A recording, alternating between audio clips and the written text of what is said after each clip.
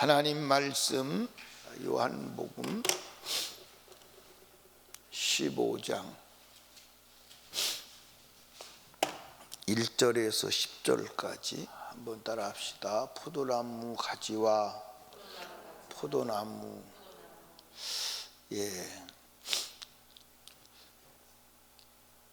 저와 여러분이 살아가면서 가장 중요한 게 뭐냐? 내가 누구인지를 아는 거예요. 나는 누구예요? 나는 누구예요? 포도나무 가지예요. 뭐라고요? 포도나무 가지. 포도나무 가지는 사는 길이 어디밖에 없어요? 포도나무에 붙어있는 길밖에 다른 길이 없어요. 어떤 수단도 방법도 없어요. 예수님께서 분명히 말씀했어요. 너희가 누구요? 인생이요. 너희는 포도나무 가지, 그리고 나는 포도나무. 너무 쉬운 얘기죠. 그렇죠? 이 말을 이해하는데 어려움이 있어요, 없어요? 어려움이 없죠? 그런데 또 하나, 그러면 내가 포도나무에 붙어 있다는 증거는 뭐예요? 열매를 맺는 거예요. 열매를 맺지 않는다면 포도나무에 붙어 있어도 붙어 있는 게 아니에요. 여러분들 이제 봄이 되면 싹이 나기 전에 포도원의 농부가 뭐 하죠? 가지치기를 해요. 가지치기를 하는데 농부가 가지치기를 할 때 열매 맺지 못하는 나무 가지는 잘라요, 안 잘라요? 잘라요. 그러니까 여러분들이 이제 이 포도나무 밭에 가보면, 복숭아나무 밭에 가보면 이게 기다랗게 막 이렇게 크게 자라는 거 있어요. 막 기다랗게 크게 자라는 거. 그거는 열매를 맺지 않는 거예요. 전부 다 잘라버리는 거예요. 다. 그러니까 그 과수원의 농부는 이게 열매를 맺는 가지다 안 맺는 가지다 보면 알아요, 몰라요? 근데 열매를 안 맺는 가지가 더 커 보이고 막 크게 자라고 그래요. 근데 그거 다 잘라버리는 거예요. 그리고 열매를 맺을 수 있는 가지만 남겨놓다 보니까 전지를 다 하고 나면 몽둥이 같은 거예요. 전지를 다 하고 나면 몽둥이 같은 거예요. 그러니까 그게 열매를 맺는 가지와 못 맺는 가지를 분별할 줄 모르는 사람은 왜 농부가 저 짓을 하나? 저게 뭐 하는 짓이야 저게? 그러니까 여러분과 제가, 우리는 포도나무에 붙어 있지 않으면 절로 스스로 살 수 있는 존재가 아니다. 아멘. 그리고 포도나무에 붙어 있다면 반드시 무엇을 해야 된다? 열매를 맺어야 돼요. 그러니까 이 농부는요, 열매 맺는 가지는요, 쩔쩔 매는 거야. 열매 맺는 가지를 향해서는 쩔쩔 매는 거야. 혹시 그거 다칠까봐, 혹시 그거 자를까봐. 그런데 열매 맺지 못하는 가지에 대해서는 포도나무 농부는 잔인한 거예요. 잔인하게 잘라서 이제 불에다가 태우는 거예요. 그러니까 저와 여러분들이 포도나무에 붙어 있어야 돼요. 아멘. 내가 포도나무에 붙어 있는 증거가 뭐냐? 포도나무 열매를 맺어야 돼요. 아멘. 그러면 포도나무에 붙어 있는 방법이 뭐예요? 그러니까 이제 여러분과 제가 그걸 알아야 돼. 뭘 알아야 되냐면, 포도나무다, 예수님은 가지다 그럴 때 인격적으로 내가 포도나무에 붙는 것도 누가 붙어야 돼? 내가 붙어야 돼. 열매 맺는 것도 누가 맺어야 돼? 내가 맺어야 돼. 그러니까 인격적으로 내가 포도나무에 붙어야 되고 열매를 맺어야 돼. 그런데 진짜 포도나무에 붙어 있다면 열매를 맺을까 안 맺을까? 열매 맺는 건 자연스러워 안 자연스러워? 자연스러워. 포도나무에 붙어 있다면 열매를 맺는 건 자연스러워. 아멘. 그래서 열매 없는 가지는 뭐 한다? 찍어버린다. 예수님께서도 말씀하시기를 뭐라고 말씀했어요? 회개에 합당한 열매를 맺으라. 이미 도끼가 나무 뿌리에 놓여 있다. 회개에 합당한 열매를 맺지 아니하면 찍어서 불에 던지온다. 그렇게 말했어요. 성경에 회개에 합당한 열매를 맺으라, 또 성령의 열매를 맺으라. 예. 열매 맺으라고 하는 곳이 많아요. 근데 그 열매를 맺으려면 어떻게 해야 돼? 포도나무에 붙어 있어야 돼. 포도나무에서 떨어져서는 열매를 맺을 수 있다 없다? 그럼 포도나무에 붙어 있는 게 뭐예요? 어떻게 하는 게 포도나무에 붙어 있는 거예요?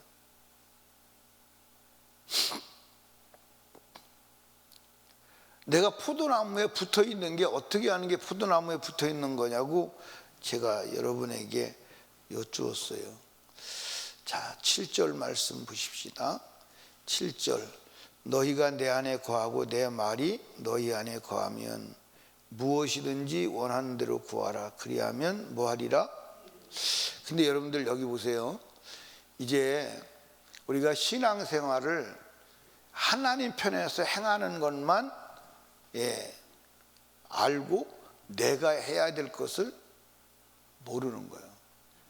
그러니까 하나님이 내 안에 거하신다. 그거는 은혜라고 그래. 그거를 뭐라고 그래? 은혜. 그 우리가 하나님이 내 안에 들어오시는 것을 은혜라고 그래. 그러면 내가 하나님 안에 들어가야 돼, 안 들어가야 돼? 그걸 믿음이라고 그러는 거예요. 근데 오늘 많은 사람들이 주님이 내 안에 들어오셨어. 나 예수 영접했어. 주님이 내 안에서 영원히 떠나지 않으신데, 그래서 나는 주님을 모시고 있는 사람이야. 그럼 주님이 내 안에 들어오셨다면 너도 주님 안으로 들어가야 돼. 너도 주님 안으로 들어가야 돼. 근데 오늘 사람들이 내가 주님 안으로 들어가야 되는 건 전혀 말을 안 해. 생각을 안 해. 그 주님이 내 안에 들어왔어. 나 은혜 받았어. 나 하나님 자녀에 거듭났어. 이것만 얘기를 해요. 그렇다면 나도 주님 안에 들어가야 돼, 안 들어가야 돼? 들어가야 돼.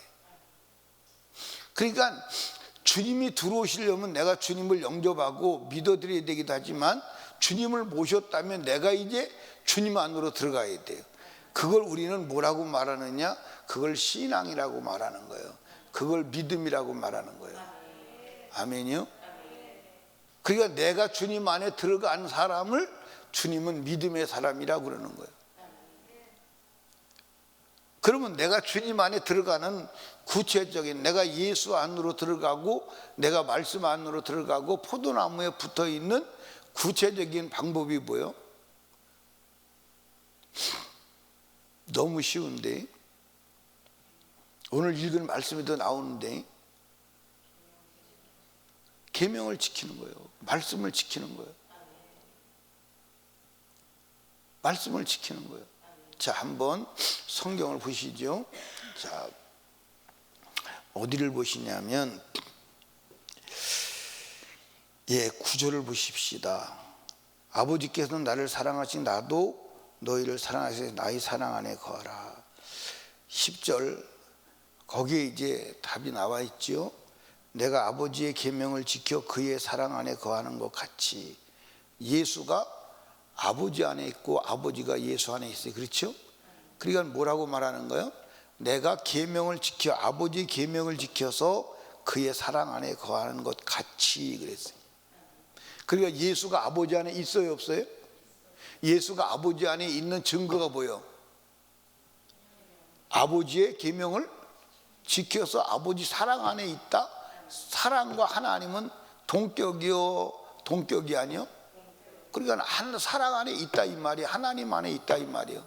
그럼 예수가 하나님 안에 있는 증거가 뭐냐? 내가 아버지 계명을 지켜서 그 사랑 안에 있다 이 말이에요. 그러면서 그 뭐라고 말했냐면 너희도 내 계명을 지키면 내 사랑 안에 거하리라, 그렇게 나옵니다.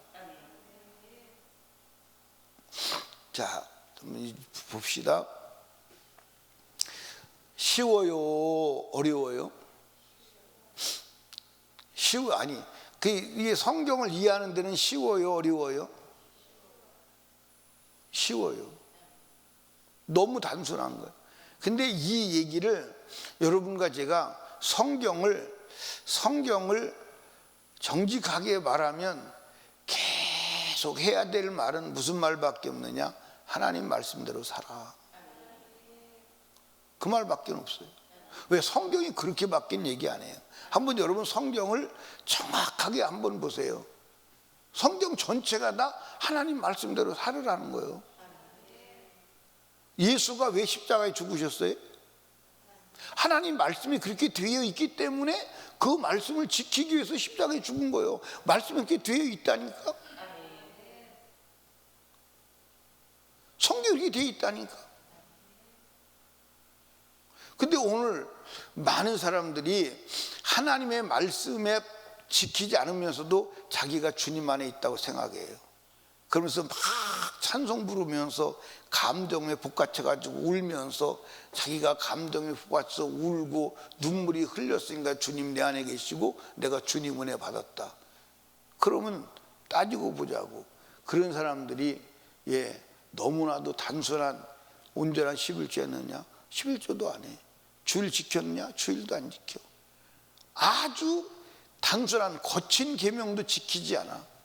그러면서 찬송 부르면서 막 감정이 통하면 눈물을 흘렸으면 내가 은혜 받았다는 거예요. 아니요. 진정한 은혜는 회개의 눈물이요. 내가 잘못 살은 것에 대해서, 그리고 성령으로 충만할 때는 십자가의 사건이 내게서 감사로, 감격으로, 감동으로 넘쳐나는 거예요. 감정과 성령의 은혜를 분별을 못하는 시대에 우리는 살고 있어요. 그러니까 주님이 보실 때는 어떤 면에 보실 때 볼 때는 가증스러운 거예요. 눈물이 가증스러울 수 있는 거예요. 주님 보실 때는. 근데 당사자는 마귀에게 속는 거예요. 여러분과 제가 하나님의 말씀대로 살아야 돼요. 네. 내가 지난번에 누구한테 숙제를 내줬는데, 누구한테 내줬나? 선동이한테 내준 것 같구나. 선동이 누구한테 숙제를 내줬? 선동이한테 무슨 숙제를 내줬죠? 예? 예? 무슨 숙제 내줬어요? 권원희 집사님 무슨 숙제 내줬어요? 선동이한테? 권원희 집사님은 거의 예배를 안 빠지기 때문에 분명히 들었을 건데, 그지? 예. 김혜영 집사님 무슨 숙제를 내줬어요? 예. 말씀대로 살지 않아도 된다는 구절이, 명시적인 구절이 있으면 찾아서 나한테 가지고 와라. 예. 말씀대로 살지 않아도 된다는 구절이. 저는 성경을 많이 보지는 않았어요. 많이 보지 않는데 여러 번 봤어요. 여러 번. 근데 금년에도 신학을 12번을 읽고 구약을 4번은 읽으려고 이제 열심히 읽어가고 있어요. 그래서 그달 안에 읽을 목표를 읽으려고 그랬는데, 지난달에는 그달 안에 읽어야 될 목표를 3일 딜레이 돼 늦게 완성했어요. 3일 늦게. 그런데 성경을 아무리 읽어봐도 하나님의 말씀대로 안 살아도 된다고 기록되어 있는데 아직까지는 발견을 못했어요. 아직까지는. 혹시 그런 뉘앙스로 기록된 성경 구절이 있어요. 예를 들어서 에베소서 5장에 술 취하지 말라. 그럼 사람들이 생각할 때 술 취하지 말라니까 안 취할 정도로 먹으면 된다. 그런데 다른 성경에는 술은 보지도 말라. 근데 술을 먹으면 안 되는 이유를 제가 가르쳐 드릴까요? 술을 먹으면, 특별히 믿음의 사람은 술을 먹으면 안 되는 이유 중에 이유가, 술을 먹으면 감정의 변화가 일어나요. 술 먹은 감정과 안 먹은 감정은 차이가 있어요. 그러면 술 먹었을 때 일어나는 감정은 술이 주는 거짓 감정이에요. 이해하십니까? 그런데 술을 먹고 제사장이 감정이 왜곡된 상태에서 제사장이 제사 드리러 들어간다? 그건 죽는 길밖에 다른 길이 없어요. 죽는 길밖에 다른 길이 없다니까. 우리 장로님 약주 드셔보셨지요? 술을 먹으니까 감정의 변화가 일어나 안 일어나요? 그건 술이 주는 거짓된 감정이요, 자기의 본 감정이 아니야. 술 먹어본 사람은 다 알잖아. 술 먹으면 정신이 가요 안 가요? 그런데 그 술을 먹어서 그 거짓된 감정으로 주님의 이름을 부른다? 안 되는 거잖아요. 그래서 포도주는, 독주는 보지도 말라는 거예요. 그 성경을 보면 술 취하지 마라, 이 말은 술은 한 방울도 먹지도 마라 이 말이에요. 한 방울만 먹어도 취하는 사람이 있어요 없어요? 술은 무조건 먹으면 취하게 돼 있어요. 농도가 얼만큼 취하느냐에 따라서 차이는 있지만 무조건 술을 먹으면 취하게 돼 있어요. 그게 취하지 말라. 그러니까 독주와 포도주는 뭐하라? 성경에 다른 곳에서는 보지도 말라고 하고 멀리하라서 멀리하라, 멀리하라. 예, 술잔이, 예, 우리 권원희 집사님만큼 떨어져 있으면 내가 먹을 수 있어요 없어요? 멀리하고 어떻게 술을 먹어? 독주와 포도주는 술은 멀리하라 그렇게 돼 있어요. 그 멀리하고 어떻게 먹어? 성경 전체를 보면 술 취하지 말라는 말은 술을 먹지 말라는 말의 강조점이에요. 아주 강조점이에요. 이해하십니까? 그런데 그 성경 구절을 곡해해서 술 먹고 싶은 사람들이 이제 해석을 하는 거야. 뭐라고 해석해요? 먹고 싶은데, 예, 다른 데 술은 먹지 말라고 그러니까 그 구절을 붙들고 해석을 해가지고 술 취하지 말자, 안 취하도록 먹으면 된다고. 술 먹고 싶으니까, 예, 그거 해석해가지고 그렇게 해서 먹는 거야. 그러니까 저와 여러분들이 하나님의 말씀 계명을 지켜야 돼요. 제가, 예, 예수 이름만 부르면 구원 받는다 그러면 하나님께서 딱, 예, 두 자만 써주면 돼요. 예수 이렇게 써줘가지고 그것만 외우고 그러면 구원받아, 그럴 거예요. 맞아요 안 맞아요? 그런데 이 성경을 왜 써줘가지고 골치 아프게 하냐 이 말이에요. 여기에 이 기록된 것은 하나도 거짓이 없어요. 헛된 얘기가 없어요. 그래서 이거를 뭐라고 말해요? 진리라고 말해요. 진리라고 말하는데 이제 사람들이 해석하기를 그거는 옛날 2000년 전의 얘기이기 때문에 오늘에 와서는 안 맞다, 오늘 현대에 맞게 재해석해야 된다. 그리고 또 입으로는 또 진리라고 그래요. 진리는 변해요 안 변해요? 그 이상한 논리요. 여러분 예수 안에 거해야 돼요. 여러분 보세요. 말씀 안에 말씀을 지킨 자는 반드시 말씀의 열매를 맺었어요. 그게 성경의 증거예요. 그게 성경의 증거라니까. 그 예수 안에 거하는 게 말씀을 지키는 거예요. 내가 말했어요? 예수님 말씀했어요. 내가 아버지의 계명을 지켜 그 사랑 안에 거하는 같이 너희도 내 계명을 지키면 내 사랑 안에 거하리라. 아멘. 그러니까 주님이 포도나무와 가지 얘기를 쭉 하시는 거예요. 하시면서 결국 포도나무 가지가 포도나무에 붙어있는 길이 뭐냐? 계명 지키라는 거라는 거예요. 계명 지키라는 거라는 거예요. 근데 오늘 우리는 계명을 안 지켜. 어제 말씀드렸죠? 계명을 지키면 사랑하느냐, 사랑하면 계명을 지키느냐. 예, 사랑은 무엇보다 강하다고 그랬어요? 죽음같이 강하다. 예, 아가서 한번 찾아봐요. 아가서. 아가서 8장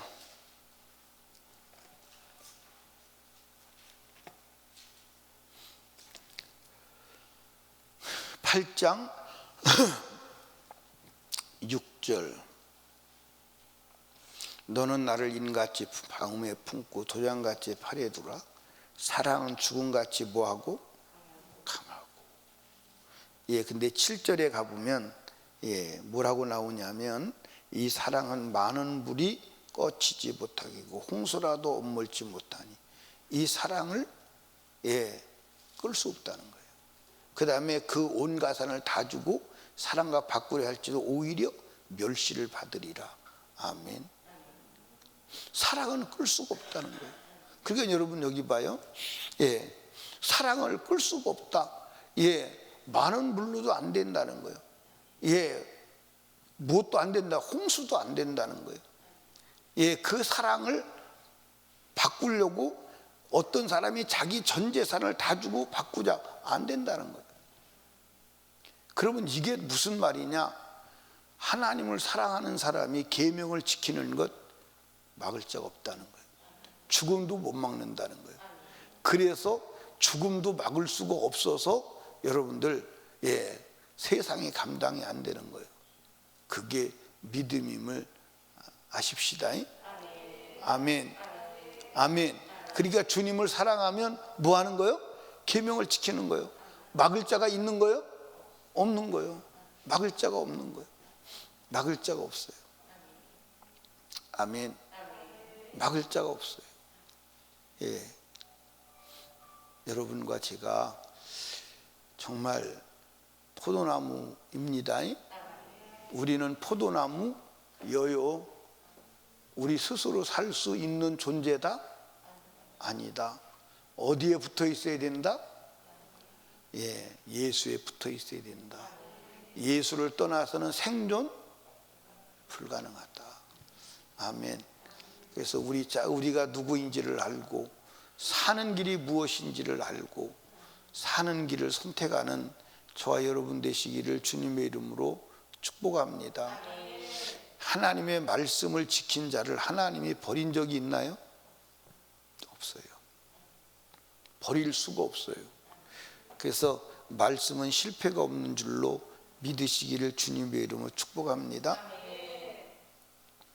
김지원 집사님은 누구요? 김혜영 집사님, 우리 김정도 권사님은 포도나무 가지인데 가지로서 살았어요. 자기가 포도나무인 줄 알고 착각하고 살았어요. 착각할 때도 있고 안 착각할 때도 있고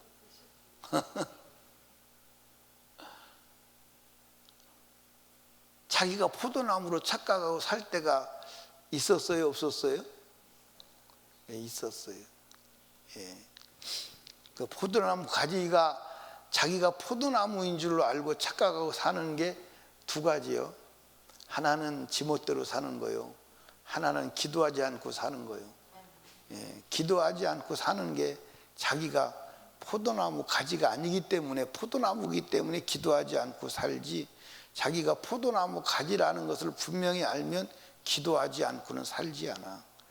살 수가 없어. 아멘.